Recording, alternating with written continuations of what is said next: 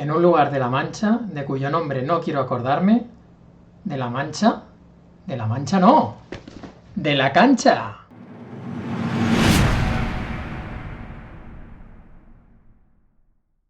Muy buenas, ¿cómo estamos? Bienvenidos a un nuevo vídeo, hoy un poco diferente. Lo que vamos a hacer hoy, lo voy a explicar, es adentrarnos en el mercado de fichajes. Acabó el pasado día 1 de febrero, ha habido mucho movimiento, salidas, sobre todo llegadas, que es a lo que nos interesa, jugadores nuevos que se incorporan a nuestras ligas y a nuestros mercados y que nos pueden dar puntos importantes a corto plazo. Vamos a analizarlo en el vídeo de hoy con esta tier list muy especial que os voy a explicar ahora. Pues aquí os he preparado los 44 movimientos que yo he contabilizado que ha habido en el apartado de llegadas y de inscripciones a la Liga Española. Puede ser que se me haya olvidado alguno, seguramente. Me lo podéis decir en la caja de comentarios, sin problema lo podemos llegar a comentar, pero yo creo que todos los gordos, como mínimo, sí que están. Lo que vamos a hacer es uno a uno, voy a hacer un breve comentario y lo voy a etiquetar. Le voy a colocar en uno de los apartados en función de lo más o menos recomendable que sea en Fantasy. Os voy a leer cuáles son las diferentes casillas y ya os adelanto que los baremos de precio están basados en Fantasy La Liga. También os voy a traer una tabla de equivalencias, ¿vale? Para los que soléis usar Nviwenger, para saber cuánto podéis o cuánto yo creo que podéis llegar a pujar por estos jugadores si salen en vuestros mercados. Luego también os digo que hay que ver siempre la tendencia, el precio de cada uno, pero más o menos basándome en lo que yo creo el impacto que van a tener su llegada a la liga a ese determinado equipo y al rol que pueda desempeñar, os voy a más o menos orientar en cuánto yo pagaría o no pagaría. Yo creo que iba a haber pocos, ¿vale? En la parte superior, en rojo lo tenéis, lo necesito en mi equipo más 10. Jugadores que yo pagaría 10 kilos o más, recién llegados a la liga. No sé si habrá alguno, He hecho la casilla siendo un poco optimista.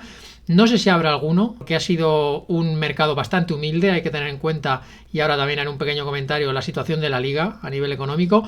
Aquí sí que alguno podemos encontrar, impacto inmediato. Creo que son jugadores necesarios que llegan a ser titulares, que además tienen experiencia, pueden aportar de inicio y por tanto podría llegar a pagar entre más 4 y más 8 kilos en el fantasy oficial.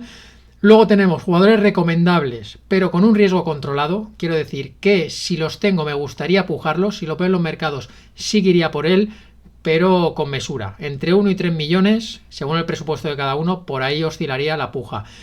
Siguiente apartado, entramos ya a un término medio. Valor de mercado por si suena la flauta. Son esos jugadores que sí podemos pujar, pero tienen muchas dudas, con lo cual no sobrepagaría. Si me lo llevo bien, por si acaso rinde por encima de lo esperado, pero la expectativa tampoco es muy grande. Luego hay una casilla que para mí es básica, solo especular, porque también depende del precio en que estos jugadores lleguen al mercado. Eso los convierte en más o menos recomendable. Por ejemplo, Vitor Roque, obviamente, está a un precio por encima de su expectativa de rendimiento. Entonces, no nos sirve para darnos puntos interesantes, pero sí quizá para especular. Hay que medir siempre eso. El caso de Vitor Roque, de Guedes, que entran a precios superiores y a lo mejor para especular sí que resultan interesantes, sobre todo en el primer impacto, porque la gente enseguida se lanza a ficharlos. Hay que tener en cuenta que estamos ya con ligas muy avanzadas, con muchos managers que tienen mucho cash ya acumulado, hemos hecho economía, entonces tenemos posibilidad de gastar dinero y pocos jugadores de calidad en los mercados ya disponibles. Entonces aquí llega el momento de que los nuevos fichajes son aire fresco y acertar es importante.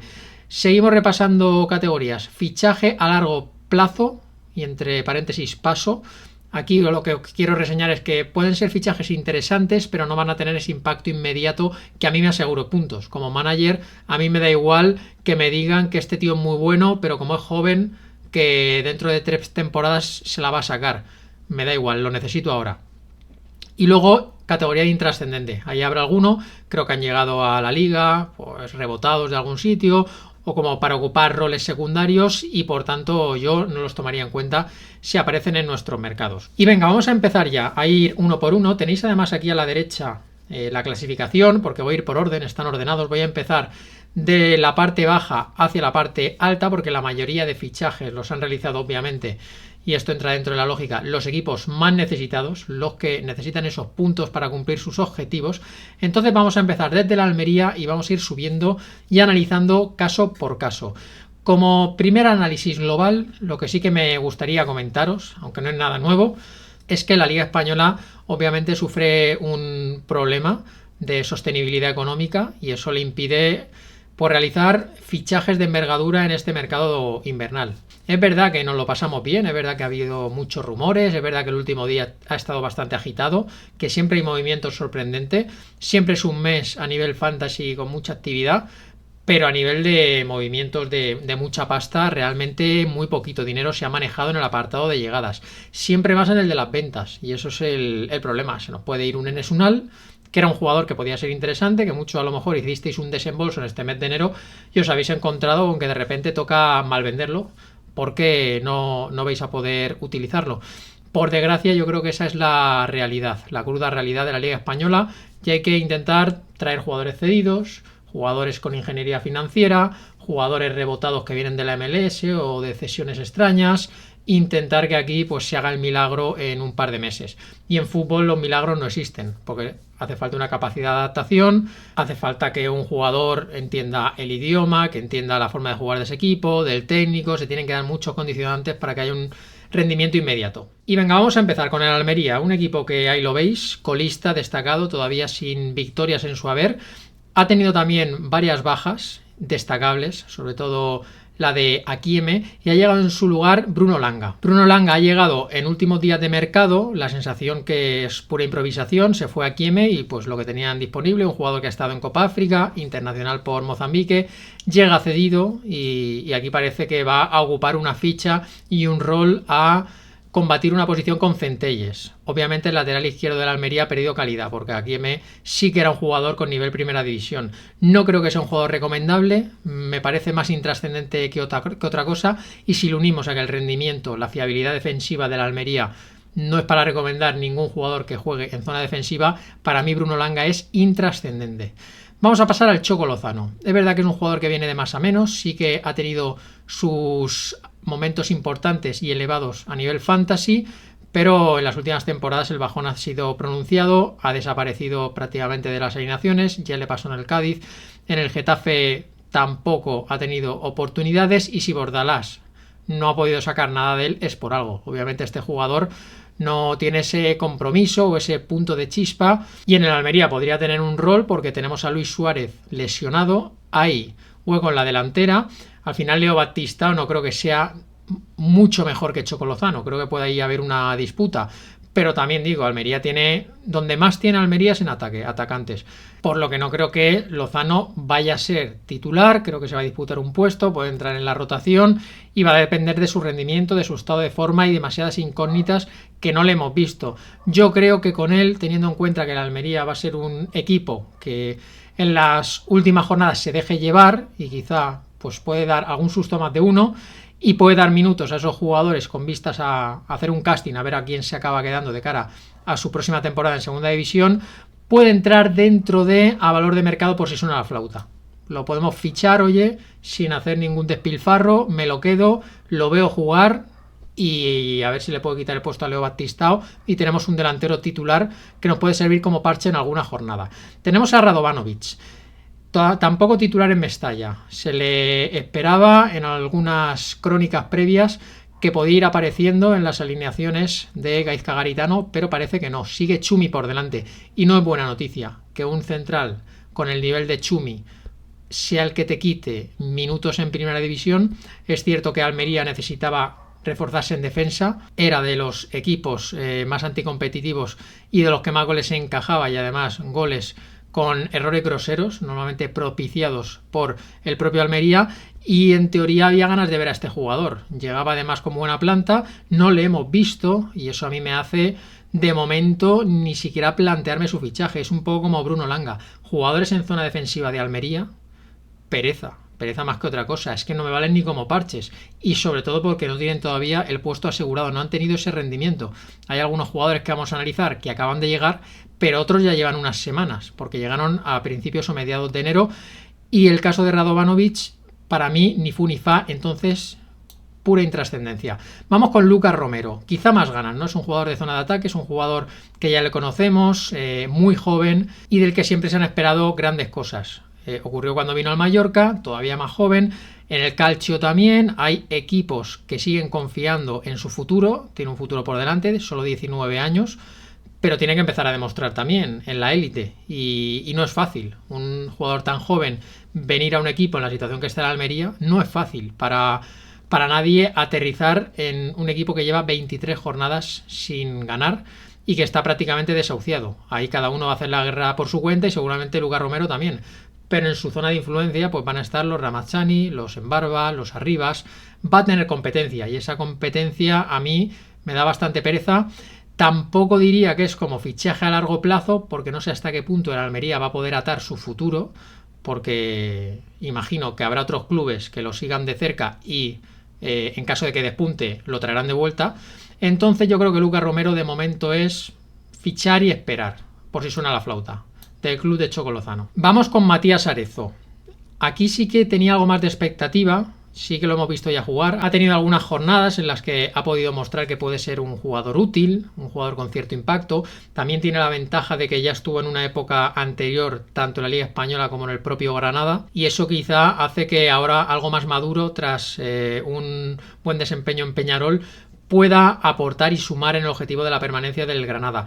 Es cierto que la primera titularidad en Getafe, con la baja de Lucas Boyé, pareció el Matías Arezo que conocíamos. No había esa evolución, no había esa sensación de poder asentarse la titularidad. Le veo con un rol de suplente, le veo también todavía joven, con cierta madurez por adquirir, que puede tener algún destello. Lo que me gusta de él es que al final sí que tiene ese feeling con su entrenador, es una petición expresa de Medina, le conoce, sabe lo que puede llegar a sacar de él y quizá ahí le puede dar algo más de bola. El caso de Matías Arezo me parece igualmente como Choco Lozano y como Lucas Romero un jugador de pujar valor de mercado y esperar acontecimientos, a ver por dónde se mueve la cosa, porque teniendo a Lucas Boyé y con otras incorporaciones que ahora veremos del Granada, creo que va a tener bastante competencia en zona de ataque. Vamos ahora con Batalla, uno de los primeros fichajes, yo diría, interesantes del mercado. Obviamente viene a ocupar una posición en la que el Granada tenía mucho margen de mejora y de hecho se notó su llegada. Ahora el Granada es otro equipo, es verdad que le cuesta mucho ofensivamente, pero defensivamente es un conjunto que ahora mismo es más compacto, más competitivo. No consigue traducirlo en puntos por el momento. Es verdad que tenemos también en la retina el recuerdo del fallo contra el Getafe, pero a grandes rasgos yo creo que el balance es positivo. Y Batalla es un portero que calidad-precio a mí me apetece bastante ficharlo en esta segunda vuelta. Sobre todo ligas que acabéis de reiniciar, es el portero al que yo querría ir. Entonces estaría dudando entre si pagar entre 1 y 3 kilos, pero teniendo en cuenta el precio que tiene, al menos en Fantasy la Liga, yo creo que jugador de impacto inmediato, titular indiscutible, jugador que yo querría en mi equipo, querría alinearlo y lo haría tranquilamente, pese a encajar, suele puntuar bien, tiene además bastantes intervenciones, buenas estadísticas, un jugador que yo creo que sí que podemos hacer un desembolso. Vamos con Bruno Méndez, también jugador de impacto inmediato, pero quizá a lo mejor no pagaría tanto, porque no es lo mismo posición de defensa que de portería. En defensa es un jugador que no puntúa mal, al menos no resta, es bastante estable, tampoco sin presumir demasiado. Me gusta que tiene polivalencia, le hemos visto también jugando en banda derecha. Yo creo que va a ser titular indiscutible y eso me da tranquilidad. O sea, podemos fichar un titular barato y sí que lo querría en mi equipo, pero con una puja controlada, porque al final juega en el Granada.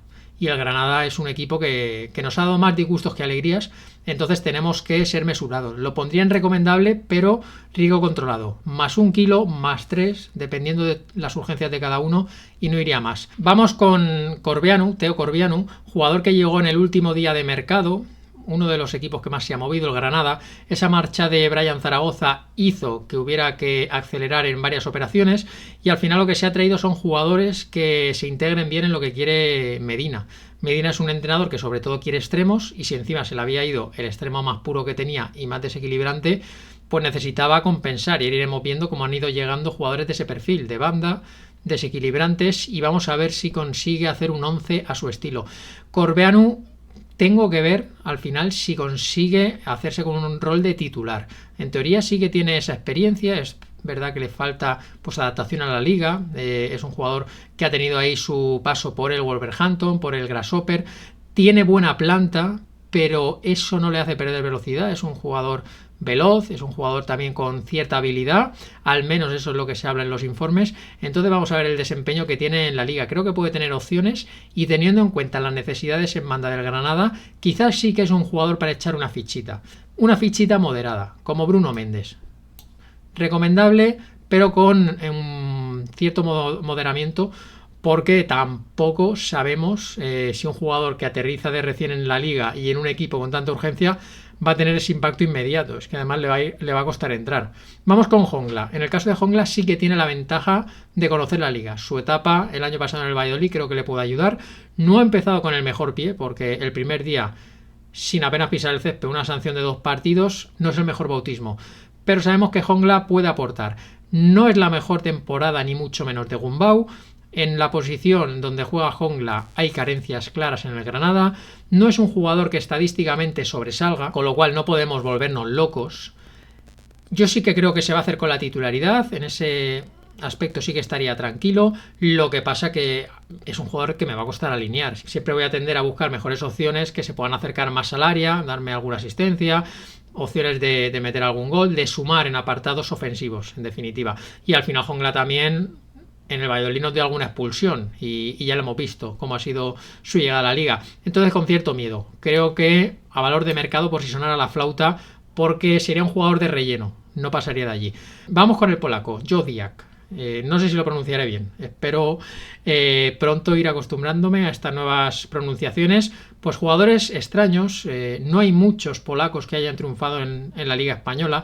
Pues otra propuesta atrevida del Granada, sí que tiene experiencia a nivel internacional con su selección y más o menos las características son similares. Extremo, jugador rápido, que puede ser desequilibrante, que puede tener cierto impacto si consigue adaptarse a la liga, pero al final es verdad que están metiendo a mitad de temporada a un perfil extraño. También algo que no me gusta es que viene de la MLS y eso pues hasta qué punto esa liga es competitiva. Ha hecho buenos números, de hecho ha dado 12 asistencias y es un avisador de que puede ser un jugador que sume en ese apartado estadístico. Yo lo veo un poco a la par de Teo Corbeanu, pero soy menos optimista, entonces lo bajaría un grado. En la recomendación, a valor de mercado por si sonara la flauta. No sobrepagaría en este caso. Vamos con otro que me va a costar pronunciar, Mawasa, otro que llegó sobre la bocina en el mercado y este llegó para reforzar el lateral, va a ser competencia para el lateral izquierdo y ya veremos si se hace con la titularidad, porque el Granada ha tenido 2 laterales bastante estables que lo han jugado prácticamente todo. Y llegar a una posición donde hay un jugador afianzado a mitad de temporada es difícil. Y además un jugador que viene rebotado de varias cesiones, ha estado en el Lens, no ha terminado de cuajar, ahora llega aquí a la Liga Española, un equipo que está en zona de descenso. No le he visto demasiado, no sé hasta qué punto puede aportar, no sé si se va a hacer con el rol de titular. Yo de momento lo dejo en intrascendente, porque tampoco la defensa de Granada me parece recomendable. Para mí, jugador que pasó desapercibido el último día de mercado. Y como intrascendente, Marc Martínez, para hacer bulto de portería suplente y poco más. Sí que me quiero detener algo más en Pellistri. A mí es un jugador que siempre me gustaron, sus maneras, su perfil de jugador, pero no le acabo y nunca le acabé de ver para la liga. Es verdad que siempre tenía ganas de ver a Pellistri cuando estaba en el Alavés, pero salía al campo y me dejaba frío. Es un jugador que nunca ha terminado de hacer nada, de estos que empieza muchas cosas pero no termina ninguna. Sí que es extraño que en una selección tan exigente de la forma de jugar que tiene la uruguaya, sí que cuaja este jugador, este perfil, que para mi gusto es frío, y yo en Uruguay no suelo haber jugadores fríos o pecho fríos, y Pellistri en el Alavés así me lo parecía, porque era revulsivo, salía medio sin ganas, sin pedir la bola, sin acabar todas las buenas maneras que sí que se le intuían. Entonces vamos a ver si en su último periplo fuera de la liga ha madurado, después de haberse consolidado como un jugador importante en la selección de su país, en una selección importante a nivel continental, si puede llegar a un equipo como el Granada, que no es a lo mejor ese Alavés en el que estuvo Pellistri, y con la partida de Brian Zaragoza, creo que eso es importante, porque si a lo mejor era un jugador de pagar valor de mercado entre 1 y 3 millones, con Pellistri quizá yo creo que estaríamos rondando entre el 1 y 3 millones más cercano del 3 y un poquito más, entre el 4 y el 8, pero obviamente más cercano al 4. La puja con Pellistri, yo teniendo en cuenta que puede ser el próximo Brian Zaragoza, que pueda ser ese jugador irregular, porque asumimos que va a ser irregular, pero que en partidos de casa, si el Granada se enchufa y consigue animarse y optar a la permanencia, puede ser ese desequilibrio. Y también tiene el factor importante de que es petición de su entrenador, lo conoce, le va a dar confianza. Entonces yo sí que lo voy a poner donde batalla. Es cierto que os digo que sería puja más cercana al +4 que al +8, pero creo que en ese rango iría bien. Vamos con Piatkowski. También estoy pendiente de que le veamos jugar. De momento ha tenido algún minuto, algún partido, no ha desentonado, tampoco ha aportado demasiado. Es verdad que el Granada por la línea de centrales ha sufrido mucho toda la temporada. Cualquier cosa que llegara iba a tener ahí cierta mejora. Pero yo creo que al lado de Bruno Méndez, Piatkowski es otra cosa. No tiene ahora mismo toda la jerarquía que esperábamos. Ya lleva unas semanas por aquí. No acabo de quitarle el puesto a Ignasi Miquel. Eso preocupa. Entonces, yo de momento creo que intrascendente. Hasta que nos demuestre otra cosa, intrascendente. Vamos a pasar a hablar del otro equipo que está en zona de descenso, el Cádiz, que lo ha dejado todo para el final y eso no es buen síntoma. Cuando dejas los deberes para última hora, normalmente no te llevas lo que quieres, sino lo que te puede llevar. Y además con nuevo entrenador. Yo lo que intuyo que ha pasado ahí es que el Cádiz no sabía qué hacer, ha traído a Pellegrino y habla con Pellegrino, oye, ¿qué te falta? ¿Qué necesitas? ¿A quién traemos? ¿Se te ocurre algo? Y han ido a por estos dos perfiles, otros que me va a costar pronunciar. Y perdonadme de antemano, Diade Samasekou, obviamente un jugador que no tenemos muy monitorizado, sí que es verdad, puede venir a aportar esa solidez a medio de campo, pero todos los jugadores que han llegado con ese perfil al Cádiz no han cuajado, porque ahí tienen a dos jugadores, Alcaraz y Escalante, que por unas cosas o por otras siempre acaban jugando. Te traes un Kwame, parece que sí, pero no, te traes otros y no ha cuajado nunca. Este va a venir en 6 meses cuajar, cuando además está disputando Copa África, que tiene que adaptarse a la liga, con nuevo entrenador. Vamos a verle. Obviamente es un jugador, no sé si de intrascendente o de sí a valor de mercado por si suena la flauta. Yo casi que de momento me quedo con intrascendente por la competencia que va a tener. No sabemos Pellegrino al final qué sistema va a acabar utilizando. A lo mejor cabe algún jugador más en el medio del campo, pero me da mucha pereza. Sí que tengo más fe, al menos en que tenga más minutos, a Yam Ousu. Jugador que lo que se habla, y no lo he visto demasiado, obviamente, al final es un defensa que el nivel que tiene es creo que venía de la liga portuguesa también de estar en equipo de zona baja, y si viene rebotado al Cádiz a estas alturas, pues nivel de Chust, nivel de Momo Mbaye, nivel de Jorge Meré. Es que también la competencia que tiene va a ser esa. Y sí que si demuestra al menos que puede tener cierta regularidad, se pueda sentar como pareja de Fali. Jugar a la de Fali pues tiene eso, que Fali al final te mantiene concentrado y cualquiera parece mejor de lo que es.